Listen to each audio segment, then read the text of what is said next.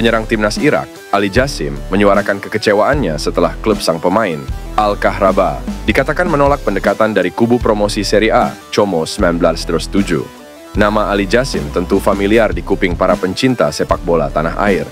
Ia terlibat dan bersinar dalam keempat pertemuan timnas Irak saat menghadapi Indonesia. Jassim memberikan 2 assist saat Irak menang 5-1 atas Indonesia di Basra pada pertemuan pertama di kualifikasi Piala Dunia 2026. Kemudian, ia turun dari bangku cadangan dan mengubah jalannya laga di Stadion Utama Gelora Bung Karno yang akhirnya dimenangkan Irak 2-0.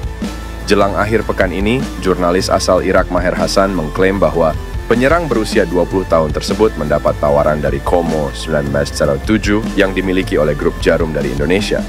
Hassan bahkan mengklaim punya salinan surat penawaran Como asli yang menyatakan bahwa klub promosi tersebut menawar Jassim senilai 200.000 euro. Surat penawaran tersebut bertanda tangan Mirwan Suarso yang menduduki jabatan direktur di Como. Jassim sendiri akhirnya bersuara lewat Instagram Story tentang situasinya sekarang dan mengonfirmasi datangnya tawaran dari Liga Italia. Jassim menuliskan kekecewaan karena klubnya dibilang tak merespons tawaran Como.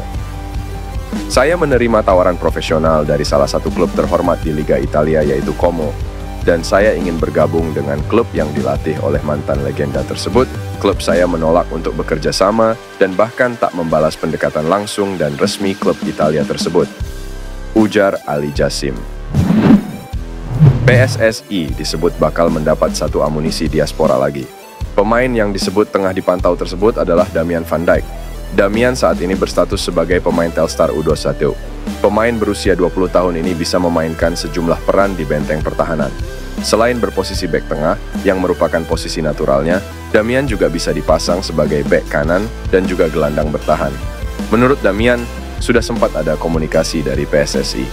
Waktu itu, yang sempat menghubunginya adalah utusan PSSI, Hamdan Hamedan, yang saat ini dikenal sebagai salah satu sosok kunci di balik program naturalisasi atlet Indonesia. Tahun lalu, aku beberapa kali bicara dengan Pak Hamdan. Aku juga sudah pernah bertemu dengan pemain-pemain lain, juga dengan pemain-pemain yang saat ini sudah dinaturalisasi. Aku sudah pernah berkomunikasi baik dengan mereka, ungkap Damian. Peluang Damian untuk dinaturalisasi saat ini cukup terbuka. Dengan tingginya yang mencapai L91 cm, ia bisa diplot mengisi posisi Elkan Bagot, yang beberapa waktu belakangan ini tak berseragam timnas Indonesia. Menurut Damian, ia sangat terbuka dengan peluang untuk membela merah putih.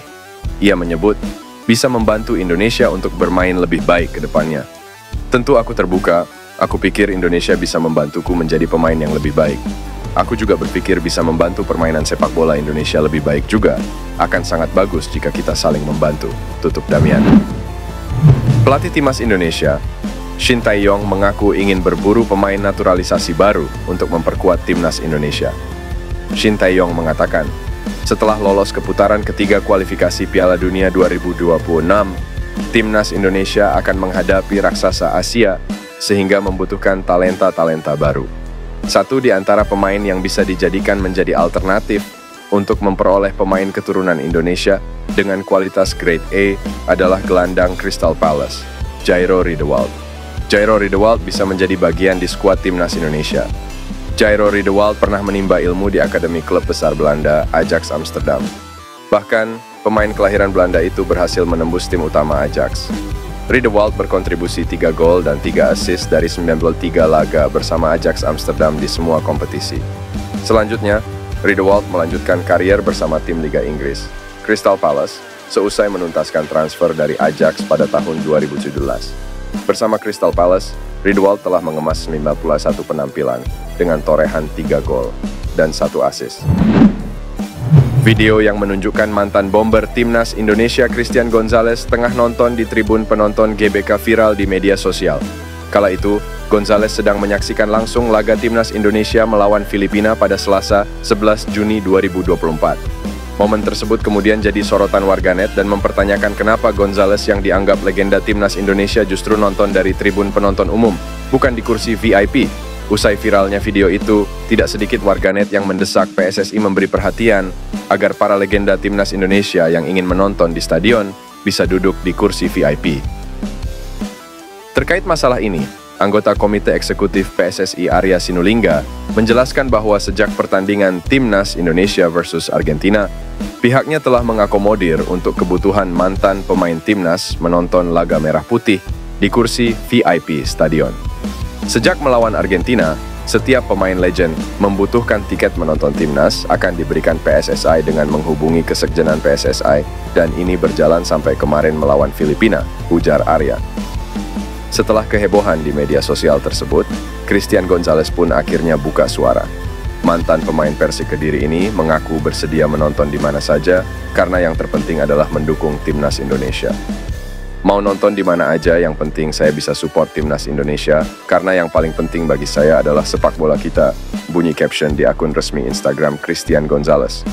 Pemain keturunan Indonesia yang langganan tampil di Liga Champions, yakni Kevin Dix, diam-diam memantau keberhasilan skuad Garuda lolos ke babak ketiga kualifikasi Piala Dunia 2026. Anak asuh Shin Tae-yong memastikan diri lolos ke babak ketiga kualifikasi Piala Dunia 2026 setelah menumbangkan Filipina.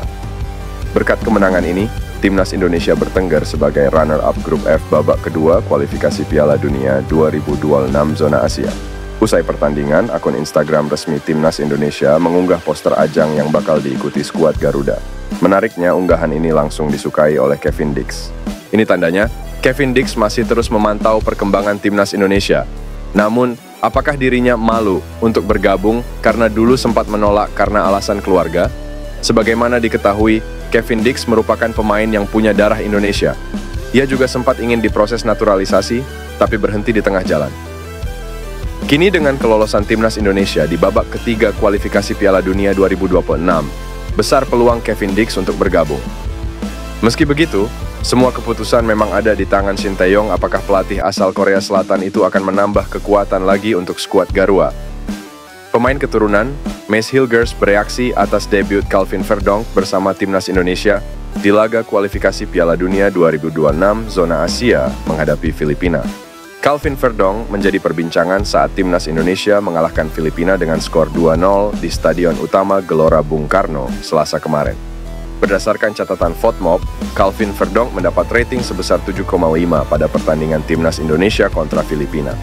Pemain NEC Nijmegen ini juga mencatatkan 2 kali tembakan ke arah gawang dan menciptakan 3 peluang. Penampilan pemain berusia 27 tahun ini di laga tersebut banyak menuai pujian dari supporter hingga pengamat. Dia memberikan dimensi yang baru di posisi sayap kiri skuad Garuda setelah selama ini dikuasai Pratama Arhan dan Shane Patinama. Debut Calvin Verdonk bersama Timnas Indonesia rupanya mendapat perhatian dari Mace Hilgers yang kini memperkuat FC Twente. Mace Hilgers merupakan pemain yang memiliki darah Indonesia dan digadang-gadang bakal dinaturalisasi. Calvin Verdonk mulanya mengunggah sebuah foto di akun Instagram pribadinya terkait debutnya bersama Timnas Indonesia. Unggahan tersebut ternyata mendapat komentar dari Mace Hilgers yang mengirimkan sebuah emoji tangan telungkup. Mace Hilgers sejatinya sudah berminat untuk memperkuat skuad Garuda, namun terbentur restu dari orang tua.